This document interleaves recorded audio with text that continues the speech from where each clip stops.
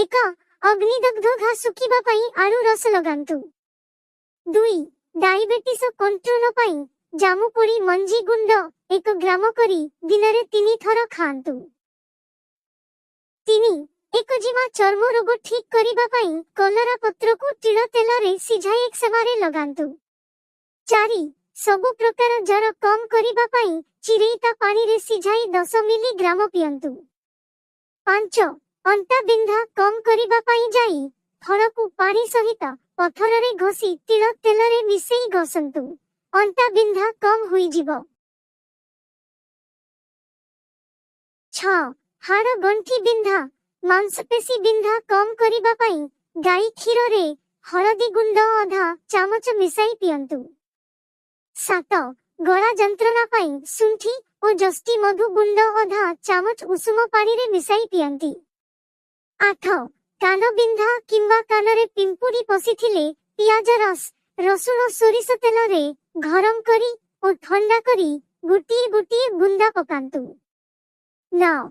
ପେଟରେ କୃମି ନଷ୍ଟ କରିବା ପାଇଁ ଶିମ ପତ୍ର ରସ 1 ଚାମଚ ଓ ପିଆଜ ରସ 1 ଚାମଚ ମିଶାଇ ପିଅନ୍ତୁ। 10. ପରିସ୍ରା ପୋଡ଼ା କୋଲେଷ୍ଟ୍ରଲ ସୁଗାର କମ୍ କରିବା ପାଇଁ କଞ୍ଚା କଲରା ରସ 30 ମିଲିଗ୍ରାମ ପାଣିରେ ମିଶାଇ ପିଅନ୍ତି। 11. କଳା ଚା ମଧ୍ୟ ନିଆଯାଇପାରେ କିନ୍ତୁ ଏଥିରେ କ୍ଷୀର ମିଶାନ୍ତୁ ନାହିଁ। 12. ତୁଳସୀ ଅଦା ଗ୍ରୀନ୍ ଟି ପରି ହର୍ବାଲ ପାଣି ପିଅନ୍ତୁ।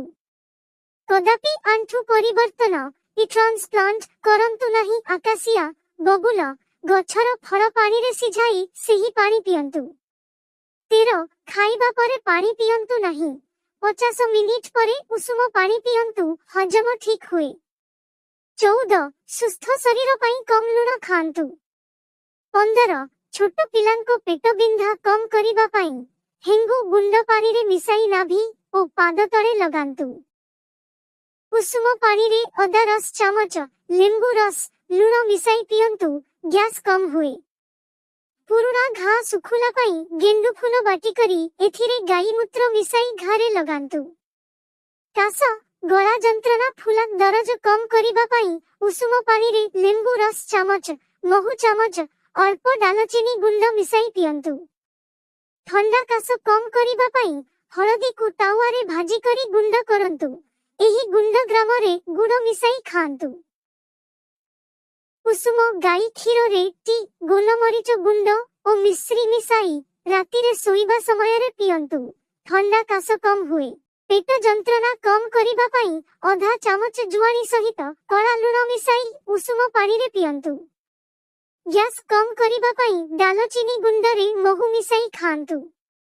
ସକାଳ ଓ ସନ୍ଧ୍ୟାରେ ଗରମ ପାଣି ପିଅନ୍ତୁ, ଥଣ୍ଡା ପାଣି ପିଅନ୍ତୁ ନାହିଁ। କ୍ଷୀର ବଦଳରେ ଦହି ପିଅନ୍ତୁ, ହଜମ ଶକ୍ତି ବଢ଼େ। ରାତିରେ 1 ଚାମଚ ମେଥି ମଞ୍ଜି ଭିଜାଇ ସକାଳେ ଖାଆନ୍ତୁ। ସକାଳୁ ଉଷୁମ ପାଣିରେ ଲେମ୍ବୁ ରସ ମିଶାଇ ପିଅନ୍ତୁ। ପେଟ ରୋଗ ପାଇଁ ବଥୁଆ ଶାଗ ରସ 2 ଚାମଚ ସହିତ ସନ୍ଧେବ ଲୁଣ ମିଶାଇ ପିଅନ୍ତୁ। କାକୁଡି ଲେମ୍ବୁ ଏବଂ କଳା ଲୁଣ ଖାଇବା ଦ୍ୱାରା ଅତିରିକ୍ତ ଚର୍ବି ଜମା ହୁଏ ନାହିଁ। 29. ଦିନରେ ଭୋଜନ କରିବା ପରେ ପଇଡ଼ ପାଣି ପିଅନ୍ତୁ। 30. ଅଦା ଡାଲଚିନି ଓ ଲବଙ୍ଗ ଗୁଣ୍ଡ ମିଶାଇ ସବୁଜ ଚା ତିଆରି କରି ପିଅନ୍ତୁ।